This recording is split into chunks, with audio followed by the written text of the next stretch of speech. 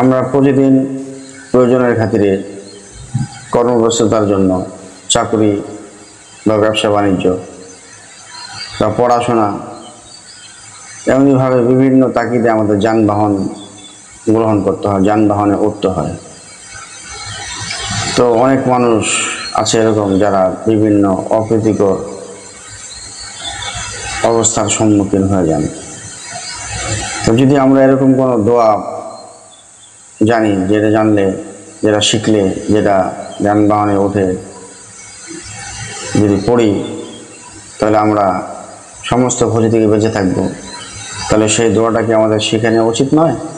হযরত ইবনে আব্বাস রাদিয়াল্লাহু তাআলা আনহুমা বলেন, যদি কোনো ব্যক্তি একটি দোয়া শিখে নেয় এবং সে যানবাহনে চড়ে সেই দোয়াটা আদায় করে নেয়, সেই দোয়াটা পড়ে নেয়, আল্লাহ রাব্বুল আলামিন তাকে এবং তার যানবাহনকে সর্বপ্রকার বিপদ থেকে হেফাজত করবেন।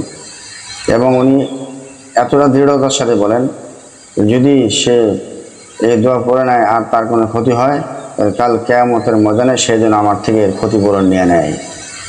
তাহলে কত বড় একটা আনন্দের বিষয়। তাহলে এই দোয়াটা আমরা সকলে শিখব এবং অন্যকে শেখাবো, নিজের আত্মীয় স্বজন, নিজের ভাই বোন, নিজের সন্তানাদি, নিজের বন্ধুবান্ধব, মহব্বতের মানুষ, সকলকে আমরা এই দোয়াটাকে নিজে শিখে অপরকে শিখিয়ে দেব। এটি একটি কোরআনের আয়াত।